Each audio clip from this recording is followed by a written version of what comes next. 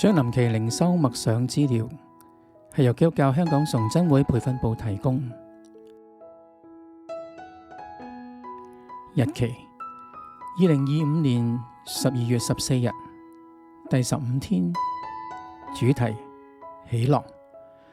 題目：上帝是我一生的靠倚。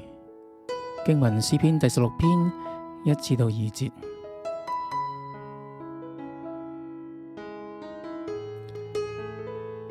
上帝啊，求你保佑我，因為我投靠你。我的心啊，你曾對耶和華說，你是我的主，我的好處不在你以外。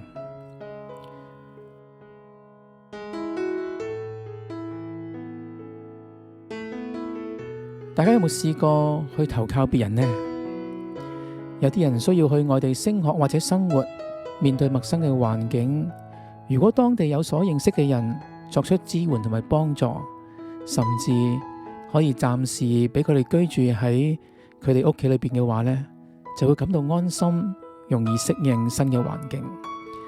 喺2年前，教會有一位年輕嘅姊妹移民到加拿大，我就建議佢聯絡已經回流家國嘅一對教會嘅弟兄姊妹去尋求協助。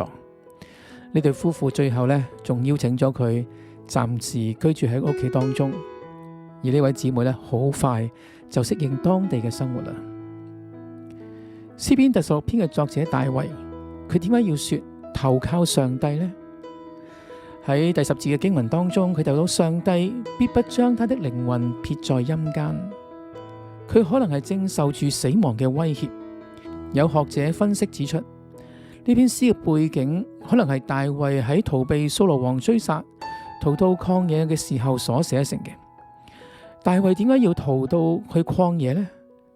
因為曠野係一個環境惡劣、水源同埋食物都缺乏嘅地方，唔係一個理想嘅居住環境，但反而係一個理想嘅逃難地方。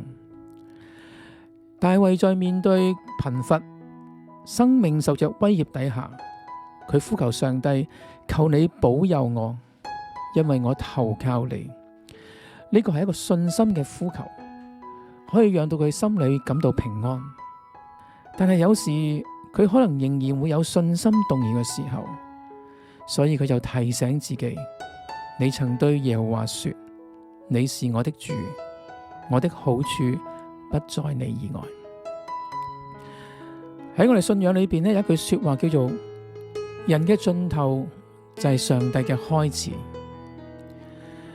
意思係講，當人呢一無所靠嘅時候，甚至連自己都唔能夠，佢唯一能夠依靠嘅就只有上帝。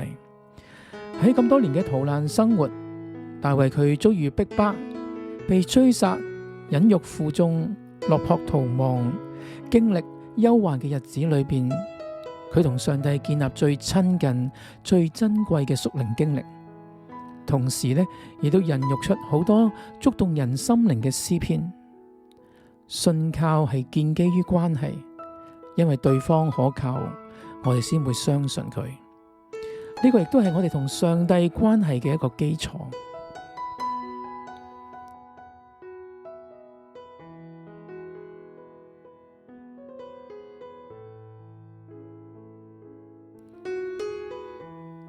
默想，回想我喺人生面對艱難或者逆境嘅時候，係點樣投靠上帝而得着安慰與力量嘅呢？呢份從信靠所建立嘅關係，係咪能夠幫助我繼續帶着信心去前行呢？